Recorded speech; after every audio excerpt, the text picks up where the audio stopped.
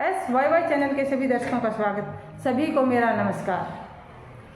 Viewers, concept को सही ढंग से समझने के लिए और एग्जाम में गुड स्कोरिंग के लिए NCERT की बुक्स का अध्ययन करना बहुत आवश्यक है, लेकिन बहुत से स्टूडेंट्स NCERT की बुक्स का सही तरीके से अध्ययन करना नहीं जानते हैं। आज मैं अपने अनुभव के आधार पर आपको कुछ पॉइंट्स बताऊंगी जिनको फॉलो करने पर आप NCERT की बुक्स को सही ढंग से अध्ययन करना सीख जाएंगे। तो सबसे पहला क्या है कि आप जब NCERT की बुक को रीड करें तो चैप्टर की एक क्विक रीडिंग लें। फिर दूसरी बार चैप्टर पढ़ते वक्त इम्पोर्टेंट कीवर्ड्स को और सेंटेंसेस को आप हाईलाइट कर लें। इससे क्या होगा कि जब रिवीजन के समय आपके पास समय की कमी रहेगी, पूरा चैप्टर आप नहीं पढ़ पाएंगे, तो इन इम्पोर्टेंट कीवर्ड्स और सेंटेंसेस के बेस पे ही आपको टॉपिक याद हो जाएगा। NCERT की बुक्स में टॉपिक से रिलेटेड पिक्चर्स दी गई होती हैं थ्योरी के साथ साथ। आप उन पिक्चर्स को स्किप न करें, उनका अध्ययन अच्छे से करें। एग्जाम में क्वेश्चन आ जाता है जिसका आंसर थ्योरेटिकल लिखे गए पार्ट में नहीं होता है, पिक्चर में होता है, और फिर आपकी शिकायत होती है कि ये तो बुक में लिखा हुआ ही नहीं था। इसलिए पिक्चर्स का अध्ययन आप ध्यान से करें। चैप्टर के लास्ट में एक्सरसाइज दी हुई होती है। एक्सरसाइज के सभी क्वेश्चंस का अध्ययन अच्छे से करें। उस क्वेश्चन से रिलेटेड सभी बेसिक टर्म्स को क्लियर कीजिए। फॉर एग्जाम्पल, क्वेश्चन ये है, व्हाट इज ओम्स लॉ। अब आपने केवल डेफिनेशन को लर्न कर लिया और उसका फार्मूला लिख दिया V=RI।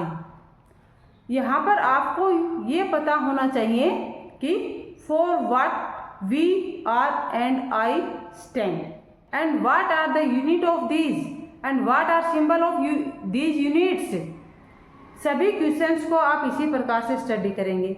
and also find what are the utilities of these in our practical life।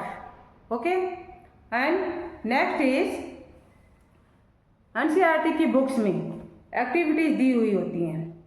उन सभी एक्टिविटीज को करके देखिए आप, और आपके दिमाग में ये क्वेश्चन आना चाहिए कि इन एक्टिविटीज का हमारी लाइफ में प्रैक्टिकली क्या यूज है।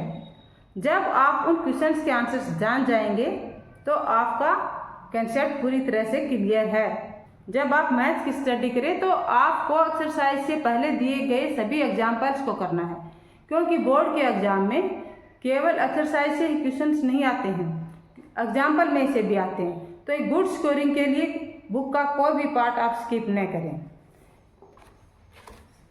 SST की बुक है, साइंस की बुक है, उनमें कलर्ड बॉक्स में कुछ इम्पोर्टेंट टॉपिक से रिलेटेड इम्पोर्टेंट टर्म्स लिखी हुई होती हैं। तो ये जो टॉपिक के साथ जो कलर्ड बॉक्स में जो लिखा हुआ होता है, हाईलाइट, कलर्ड का मतलब वो हाईलाइट किया गया, उसको आप अवश्य स्टडी करें, क्योंकि उस रिलेटेड टॉपिक की वो इम्पोर्टेंट टर्म होती है। मैथ और साइंस में बेहतर तैयारी करने के लिए NCERT एग्जाम्पलर बुक अवश्य पढ़ें। आप इन सभी पॉइंट्स को फॉलो करेंगे तो NCERT की बुक्स का सही ढंग से अध्ययन करना सीख जाएंगे और एग्जाम में आपकी स्कोरिंग भी बहुत अच्छी होगी। Thanks for watching the video. Valuable content पाने के लिए आप मेरे चैनल को सब्सक्राइब कर लें और वीडियो को ज़्यादा से ज़्यादा शेयर करें और लाइक करें। Thanks again.